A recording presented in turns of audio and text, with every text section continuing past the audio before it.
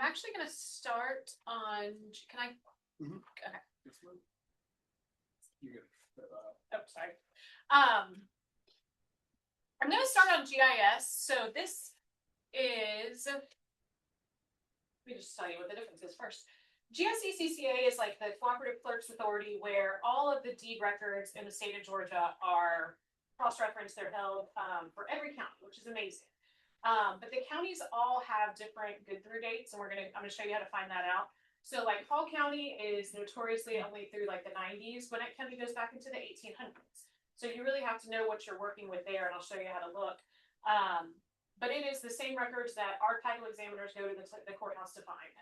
We still are required by law to do a 50-year title search in person. So we go and do our title examiners do the in-person searches.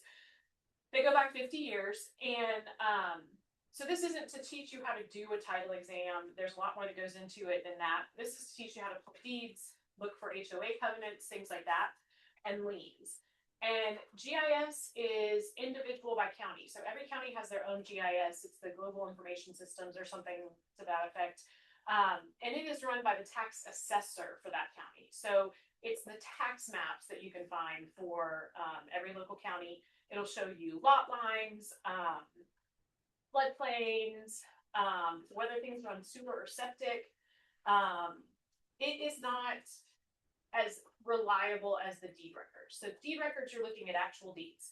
Tax records, you guys know tax assessments can be off. They maybe have 4-bedroom and it's a 5-bedroom. The land lines are not based on a survey. They're based on the tax map. So it's not exact, but it's a really good starting place if you don't know what you're looking for. I always use my mom, poor thing, she's not here, but she's just a really easy target. So if you're looking for a GIS, I always just Google the county and then GIS. So I'm going to do Jackson County and I do Georgia because there's a million Jackson counties. And it may say GIS or Q Public, either of those links will work. And this is where I start. So if somebody calls me and says, hey, Tiff, I need to find out who owns the property, or I need a copy of the deed from a seller. So okay. You went to Jackson County, and then what? I just Googled Jackson County. Yeah, we can't see like the bar in there, so it's hard to know. It says Jackson County Government. GIS. I'll close that bar up there. We're gonna close that bar. You did the same thing, Gwinnett County GIS. Perfect. Okay. Got it. Okay. And I can go back to show you what that looked like. Like these are the options. You can click on any of these and it'll take you to the same thing. So Q Public is the software system that most counties use to manage their GIS. So that takes you directly to, I could have gone to the Jackson County website, but it's mostly going to look like this in local counties. And why I start here is because you can start with a street address or a name. If you go to GSCCCA and you can't search anything by address. You have to have the owner's name. And you need it as it appears on the records, because you try and Google like a Teresa Smith, you're going to get tons and tons and tons of deeds in every county. So it really helps to get the actual deed you're looking for, and you can get that information here.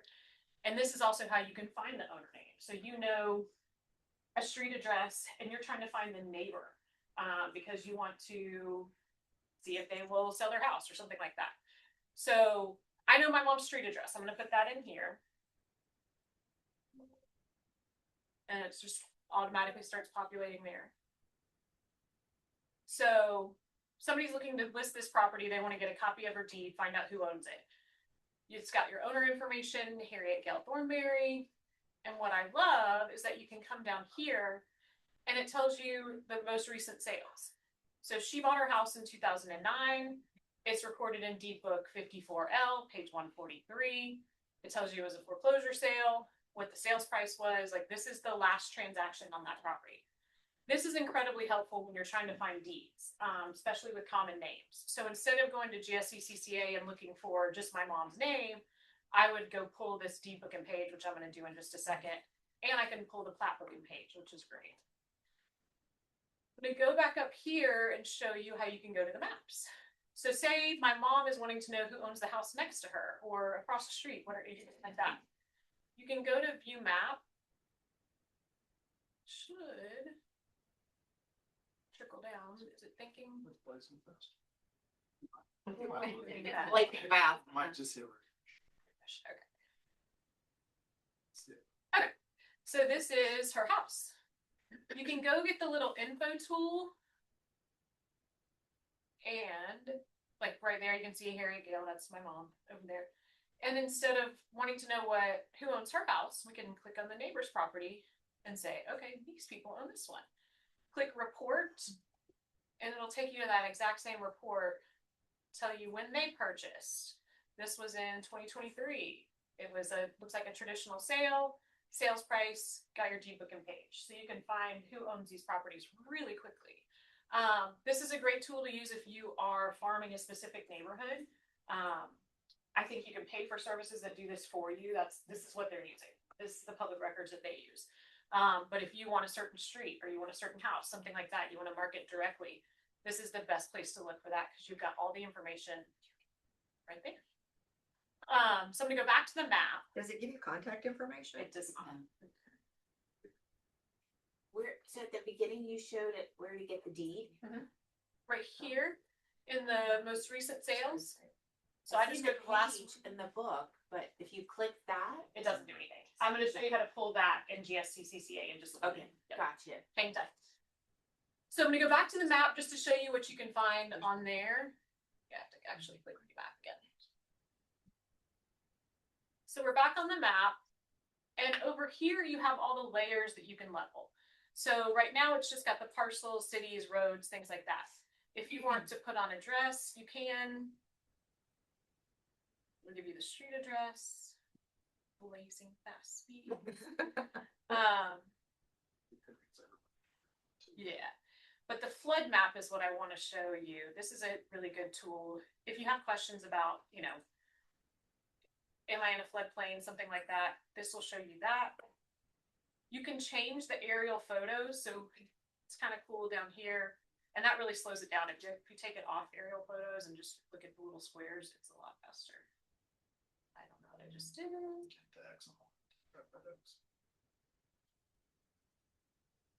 Still trying to learn.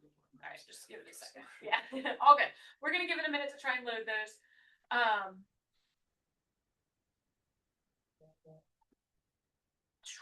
Jackson is not one. It looks like that has, some of them have sewer. So you can like layer the one of the layers is sewer, so it'll tell you if things are sewer or septic. Does not look like that's one of the options in Jackson. And again, every county's different with GIS. So some counties have more information, some have less. Yeah.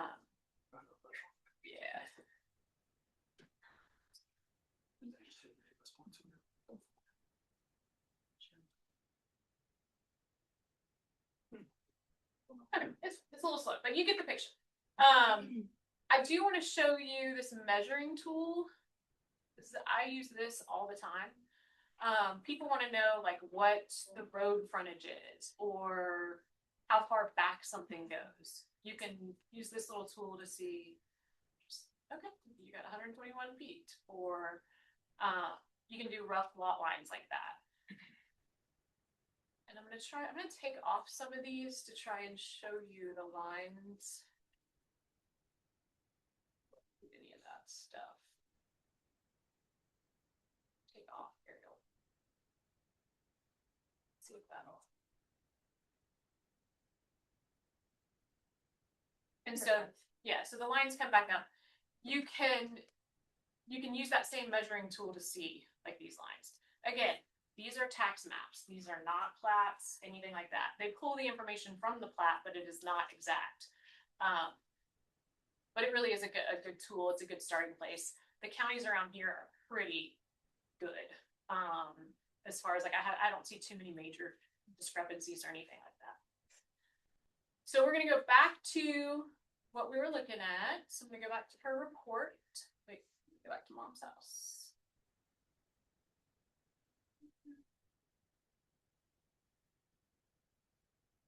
Back to this report, and we want to pull her deed. Oh, and one other thing to see there. So this is the most recent assessment, I don't know why 2025 is not up there. Jackson has 20, but if you want to see like the values, how they're assessing everything, you can click on that. That's a great tier assessments. I want to pull her deed.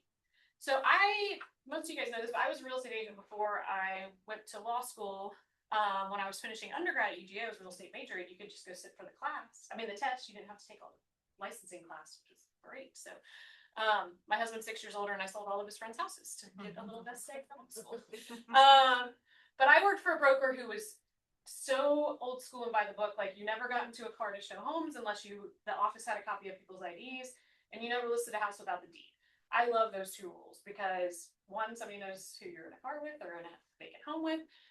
Two, you know if you're listing the right house and who owns it. I would say like 90% of issues we see with sellers could be solved early on with people pulling the deeds. Knowing if a seller's deceased, knowing if the name's different, knowing if there was a divorce, knowing if they added somebody to title when they bought the house 10 years ago and then forgot. So I always suggest pulling the deed, and you have the legal description. So this is the most recent deed for that property. We're going to go to GSCCCA. So we're 54L 143. And I was already logged in over here. So this is the deed records. Just go to search, real estate index. Name search is where you would go if you didn't have the deed book and page. I'm going to go deed book and page, but I'm going to show you a name search also. You go pick the county that you want, but before I do that, I'm going to show you this. This is how to know how good or how far back the records go. So this is every county in Georgia, and it'll tell you how far back it goes. So this is when the deed records start and through however recently they are. During COVID, you would see these days behind like in the 60s and 70s. It was crazy. And so that tells you how far back or how delayed the counties are with reporting. We're pretty lucky up here. I never see really more than a week unless there's something going on like a government shutdown, something like that. You can see Gwinnett County is awesome. They go back to 1871.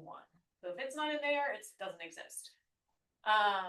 Paul, I think they got to 86. So they've gone a little bit back before the 90s. They are just not in any rush to get their deeds. And then Jackson is 87. So just know if you're pulling deeds in those counties, they're not going to go back as far. And I routinely need deeds older than the 80s. So I do have to get an examiner to go pull those if it's too old for that. But that's how you can see all the good due dates. And I am going to choose Jackson County. Tiffany, I have a question. If we were doing a listing and it was an older house from the 60s, could we call you guys and say, hey, could somebody go pull a deed for us? Yeah. With Keller Williams, really it should go through George Partners Title, because that's y'all's title company. But I would direct you to them, because one of us would have to actually send somebody to the courthouse to do that. Yeah. Yeah, we just tell them how you got the post. To here, yeah, I heard that. So this is just GSCCCA.org. 3 C's. And you have to, this is a paid service. That was So my unless you log in, you're not getting any of this. So no, you can search without paying. You can't pull the actual deeds without paying. I think so we have the premium service. I don't know what that is. It's $5. Not all business have it. Okay. But you $5 can- for 4 hours. That's what I do. I think it's- But it's like $30 a month. Okay. I pay for the monthly service, it's like $30. If you need a deed, you can just put it off for $5 or get it for $5. $5. Or if you have like a list of all the deeds you need, do it all in that 4-hour period. That would be helpful.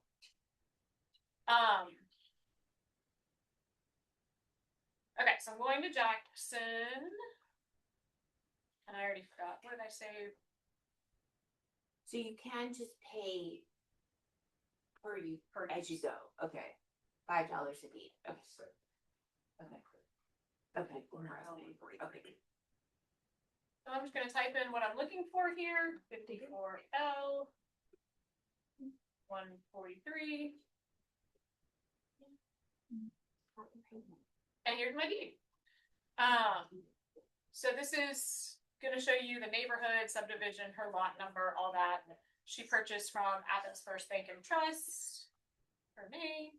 I'll go over these in just a second, but you have to scroll down here to do view image if you want to see the deed.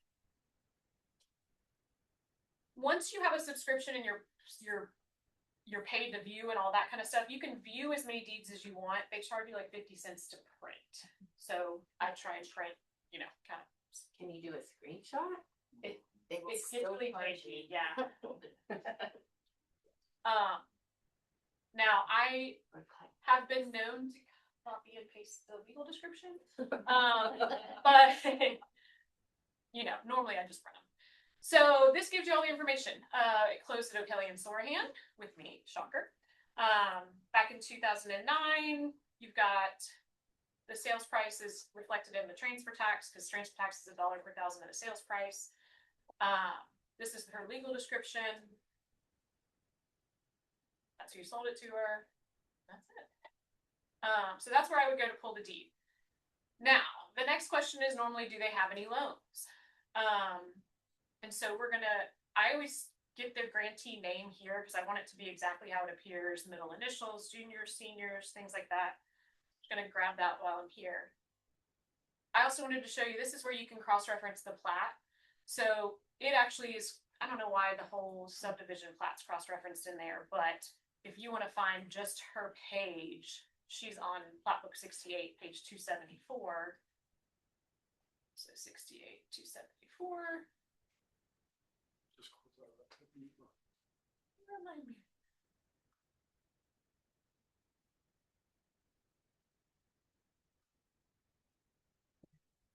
It's thinking. One sec.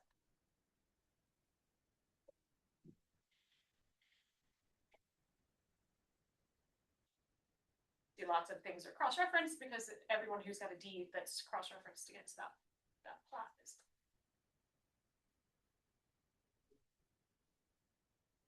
So this is the reserve at Liberty Park.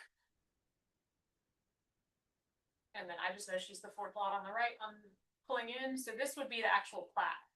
You can zoom in pretty well on most counties, and the newer they are, the better, because this is where you would get the actual lot lines. So it's 177 feet, 67 feet in the back. You can take these measurements and play with them in GIS, or you can print this if people want to see. BL is the building line, so there's a 20-foot setback you can see there. Plats show you the lot lines, but they do not show you where the home sits on it. So this is just the subdivision plat. That's not going to give you any information about where the house sits on that lot. But a lot of people want to see their plats. That's how you can formally. And 99 times out of 100, it's going to be cross-referenced to the deed, so it's a really easy search once you're in there. All right, I'm going to go back and say I didn't have her deed book and page, and I was just looking for her name. This is the other way to do that. All right, I'm going to stick with all instruments. So I know that it's in Jackson County. I snagged her name a little while ago, so I know that's exactly how it appears. And it's going to show me there are 4 things that occur with her name. So I can display details. And that was that same deed. So that was 54L, 143, that's her warranty deed, that's her vesting deed. Next you see, what a lot of people have, next question is, do they have any loans? So she had a loan originally in 2010. This one was canceled, so I wouldn't do anything with that. She has another loan here. This is her current equity line. I'm going to show you what that looks like in a second. This cancellation was just the one that was cross-referenced right there. So anything that's not canceled is still outstanding. And you can open it up and see what it is and how much it is. So this is her security deed. It's home equity line with Pinnacle Bank. In here it should show you like the maximum amount somewhere. All right, revolving line of credit. So tiny. 60,000 or 80,000. 60 or 80. Okay. So that's the only loan she has outstanding. Didn't thank my little brother for that one.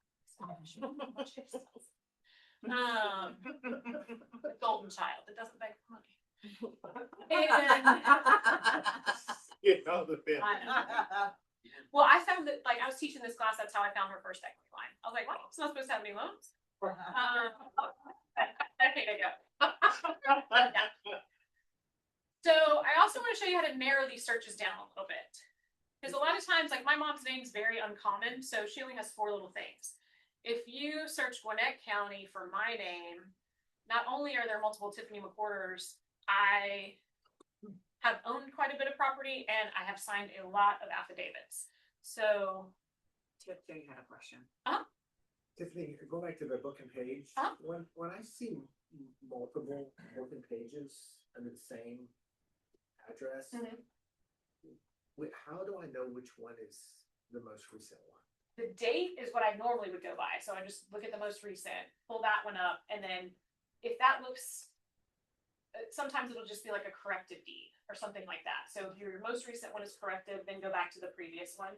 But really that's where you have to kind of dig a little bit. There's not a, Can we use should we not use the corrected one as our legal? you should if it was recorded to correct the legal description. Corrected deeds are supposed to have a derivation clause that says this deed's being recorded to correct the legal description or the seller's name, or it's supposed to tell you what the correction was. So you kind of have to dig a little bit to know that. I know there's not a perfect answer on that. If you ever have any questions, email me and I'll look too. But is the most recent one gonna be the best to use? 99% of it. If you're writing an offer like at 9 o'clock on a Saturday night and just want it Just done? want it done. Okay. So I'm going to search my name and I just step with all instruments. And you can see it comes back with like a lot of stuff. And I'm looking, let's say I'm looking for just my warranty deed, or I'm looking for just my security deed, something like that. Because if I click here, this is going to mostly be affidavits that I've signed about properties. So affidavit. Y'all don't want to see any of that. I don't want to see any of that. So you can narrow your search to just deeds. So I'm going to go to warranty deed. And that way, it's going to narrow it a lot. There's only 2. My house and some land that we own. And that makes it a lot easier. But this doesn't show you loans. That would just show you warranty deeds. If I wanted loans, I would go back to security deeds. The last thing I want to show you in the deed records, so bear with me here. If you go to the courthouse, there are 2 sets of records. There are the deed records and there are the lien records. The deed records is going to be anything revolving around real estate. It's going to have your warranty deeds, security deeds, easements, HOAs, which I'm about to show you how to pull those. Then there's a separate index called the General Execution Docket. It's called the GED. That's lien indexes. So everything that we've done so far has just been when you see real estate index, that's the index we've been in. The only other thing you guys will probably want to pull in there often is HOA covenants. I'm going to show you how to do that. So I'm just going to go back to real estate search, name search, Gwinnett County, and we'll use my subdivision. And see if we can't find covenants. But I want to make sure that I don't look for warranty deeds only because we're trying to get HOA now. So I'm just going to search all instruments. So in the search name, you can use that for both personal name as well as Subdivision. name. Mhm. Okay. And so there's my Shadowstone Homeowners Association. And it's going to go to the restricted covenants. Same thing with the covenants. I would go to the most recent because that's going to be your most recent covenants. Quitclaim deeds are normally like for open space, stuff like that. So you can pull those up and view all of the many restrictions we have. Oh, wow. There's normally some kind of table of contents that will show you where you're looking for. But this part would be free, or we would still be paying. I think you have to have this. You have to have an account to even log in. So set up the account, but you don't have to pay unless you print or download, I think. Okay, don't put me in the, I could say. I still think you, Have in to order to get, for me, in order to get the information, I'd have to pay. $5. Okay. Yeah, if you don't have one of the two monthly accounts, you have to pay $5 every time. you log Yeah. in For 4 hours of use. Probably the most common questions I get on HOAs are, do they allow leasing or renting? Do they allow chickens? Everybody wants to know that. Chickens. And it's a big thing, like it is all these bougie chicken coops and stuff. It's a thing. You saying the price of eggs? I know, that's right. So that's really the only things you guys would be looking for in the real estate index. And again, not trying to teach you how to do a title exam, but when our examiners go, not only do they look for warranty deeds and security deeds, they will look for easements, they look for encroachments, they look, they pull any covenant that's ever been attached to that. They go to the estate records and pull, you know, if there's any deceased people on title, they pull that also. So it's a lot more intense what they do, but this is just a little quick view on how to pull a deed. The other thing that you'll want to look for if you are working with sellers that are concerned about liens, this is that general execution docket that I told you about, the lien index. So what this is if you are sued and, so say you don't pay your Discover card, they sue you, they get a judgment against you. They can record a lien in the general execution docket that would attach to any property you may own. So it's not like a security deed where I have a loan against my home and that's recorded in Gwinnett County and it's got the legal description of my home and it's only attached to that home. So it doesn't attach to some land I own or anything else that I own. The general execution docket says it's basically like throwing Post-its against the wall and seeing if something sticks. So they say, I think that Tiffany owns property in Gwinnett. I'm going to record a lien against her in Gwinnett.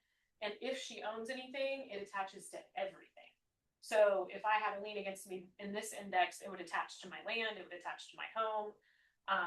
If somebody had added me to title, like a parent or a spouse, it would attach to that. So that's why I was trying to have a conversation with people when they're like, oh, my mom wants me to add them. My mom wants to add me to title. That's great in some circumstances, but like my mom wanted to do that with my brother and I. We both have very litigious careers, and I was like, absolutely not. I don't want my name on your title because she owns her house outright other than that little loan.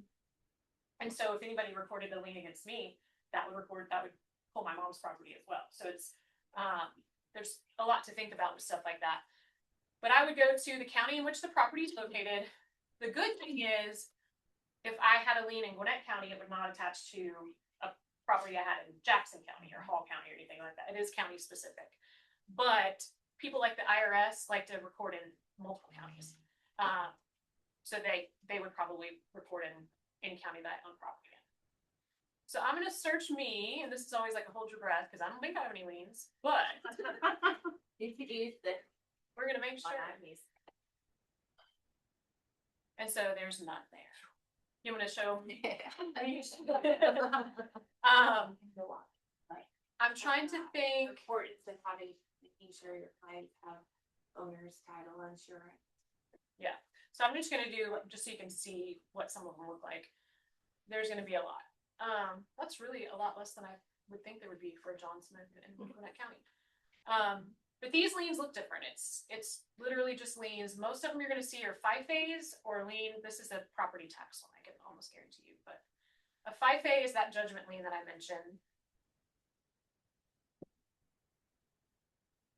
These almost always look just like this because it's a standard form from the court. It's going to have who sued them, so Quality Mechanical against these people. It's going to have the attorney who filed the lien over here, the original judgment amount. And these are good for 7 years. And you said the IRS is 20? 20. And I have a cheat sheet of like how long different liens are good for. But say I was closing for John Smith, he was selling a house. I would have to get John's social and call this attorney and say, hey, we did title search, we found a lien against somebody who's with the name John Smith. I need to see if it's the same John Smith that's closing in my office. We swap the last 4 of the social. If it's him, we have to pay it. If it's not him, we don't have to pay it. So that's why we call your sellers a lot and ask for the last 4 of the social, because we're trying to clear liens like this. People panic and we try to smooth that out because it's especially with common names, like it's not uncommon at all to find a possible lien. But it's not against your property. This is in the lien records. This is just if they own property and it's the right John Smith, then we would have to pay it. But most of the time we don't. I'm going to show you what the tax look like. So normally the 5 phase, I'll say 5 phase. That's a judgment lien from a lawsuit. If it says lien, it's always. Oh, so this is a hospital lien, and it's already been released, so we wouldn't have to deal with that. I'm gonna try and find a tax lien.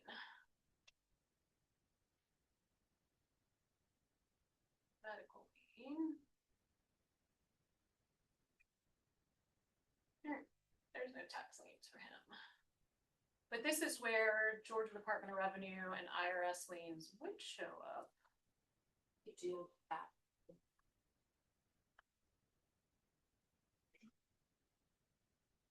Remember, what was his name?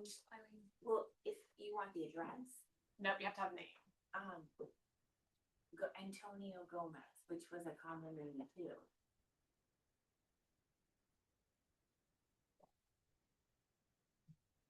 We thought it was CP. That may be. Oh, I can. This may be it. Nope, not Palm Drive.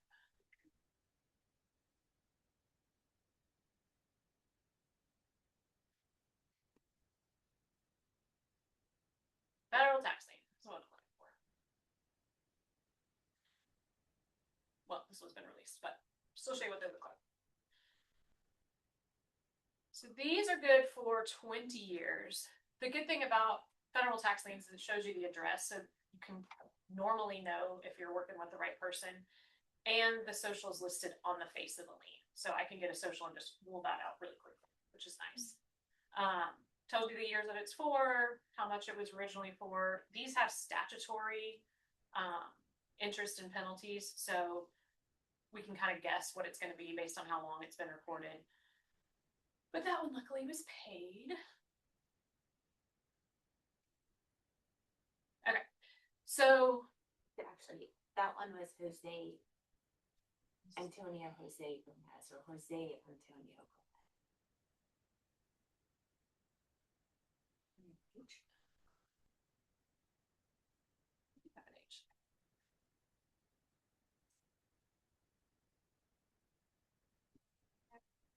I think it must have been Jose first.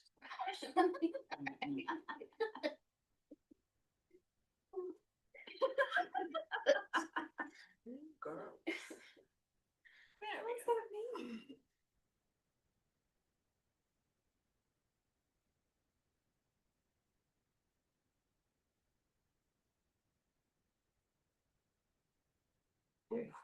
And so that one, just another one that we're having some issues on a property right now.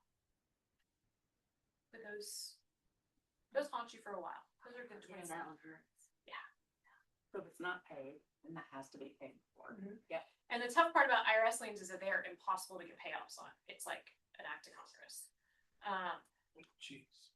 Yes. So on a foreclosure, nobody checks for that, and so you would be responsible for paying that if you happen to be on. So a foreclosure, the only thing that controls over the security deed is a federal tax lien. So a foreclosure attorney is required to do a search first to see if there are any recorded federal tax liens, give notice to the IRS, and then they have to pay those in a foreclosure.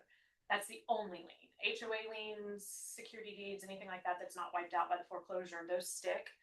But federal tax liens are generally paid before the security deed. That Okay, was you're not gonna foreclosed on. eat that Mhm. like you would with other things. But all the other liens you're stuck with.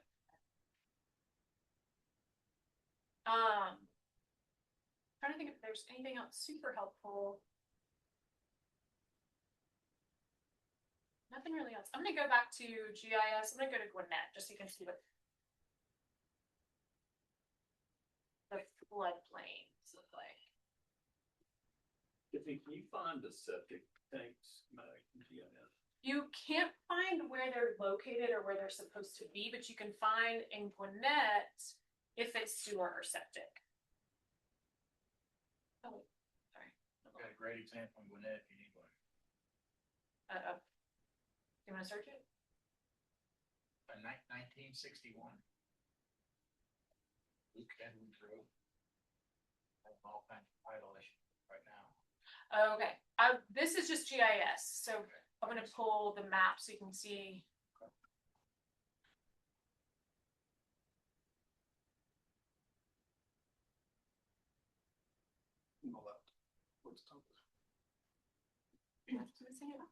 All right, so there's flood.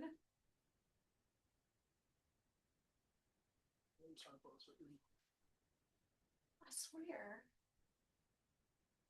Is it pull up foot 50 year or 100 year or both? Floodplain. Do not know the answer to that. No, I swear we're gonna have septic, but maybe not.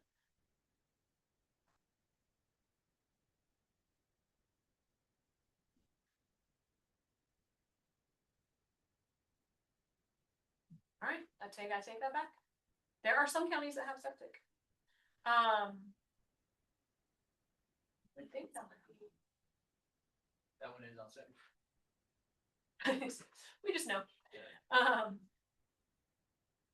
But that's it. Do you have any other questions or things that you see commonly that you want? Those black lines, the floodplain. So you can see when you put them on and off. Yeah, it went away. Kind of like layers on there.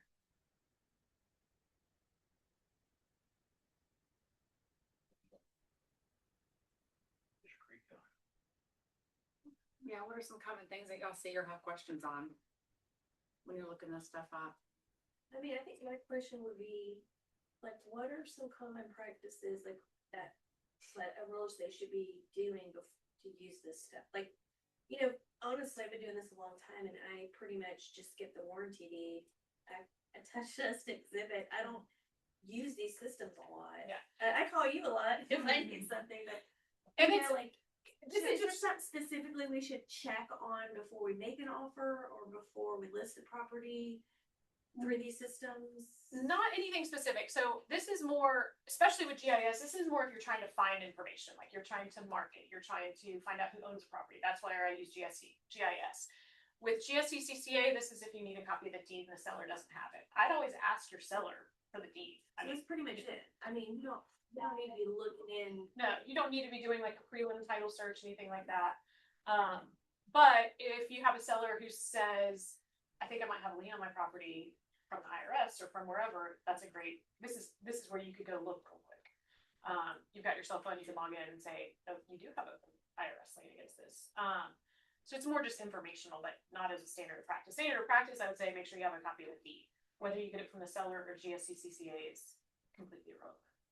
Hopefully your sellers have. A lot of them don't. I know. And then I have one other question. So if you have somebody that's looking for land, they just want to buy a lot or a piece of land, would it be, you know, is it good to, I guess I always check the owner because, you know, sometimes there's some weird stuff going on. Another thing now, people trying to sell land that's not theirs. That's a good question. I'm gonna show you what I would do. So we're in Gwinnett. And this is GIS, right? This is GIS, yeah. I'm gonna use Jason's name because his comes up a lot. That's the plan.